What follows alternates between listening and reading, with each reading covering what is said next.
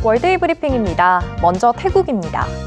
태국 정부가 관광산업 활성화를 위해 국경 문턱을 크게 낮추기로 했습니다.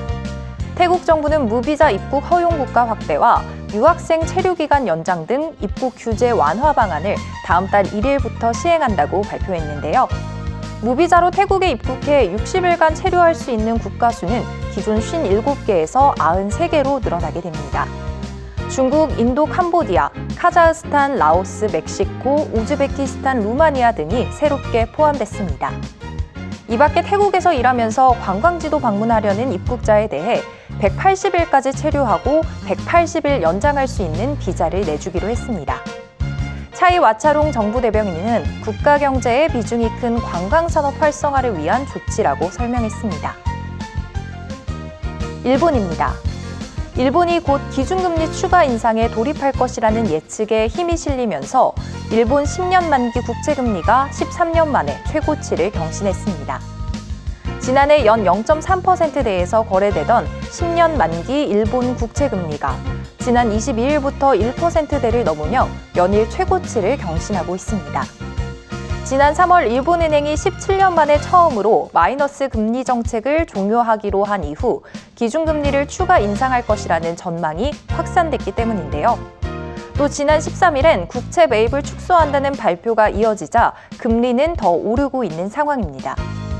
일본은행은 이르면 7월쯤 기준금리를 인상할 것이라는 관측이 나오고 있습니다. 미국입니다. 미국 소비자들이 미국 경제에 대해 긍정적인 평가를 보이고 있는 것으로 나타났습니다. 미국 경제조사단체 컨퍼런스 보드가 발표한 5월 소비자 신뢰지수는 102로 4월 대비 4.5포인트 상승했는데요.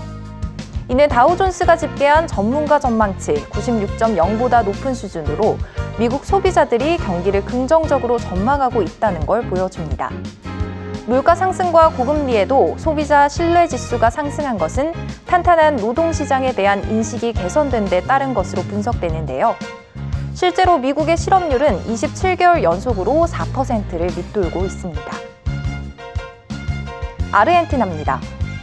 빈곤율이 50%가 넘는 아르헨티나에서 정부가 창고에 5,000톤이 넘는 식량을 따로 보관한 것으로 알려져 거센 항의 시위가 벌어졌습니다. 극심한 경제난 속에서 취임한 하비에르 밀레이 대통령은 치솟는 물가를 반영하지 않은 채 수만 개의 무료 급식소에 대한 지원을 동결시켰는데요. 그런데 정부가 창고 두 곳에 5,000톤가량의 식량을 보관한 것으로 알려져 논란이 됐습니다. 정부는 보관된 식량 창고에 대해 비상사태와 재난을 위한 것이라고 설명했는데요. 하지만 법원은 구호단체들이 제기한 요청을 받아들여 정부에 보류된 식량에 대해 자세한 내역을 공개하고 즉시 배급을 진행하라고 명령했습니다. 지금까지 월드이 브리핑이었습니다.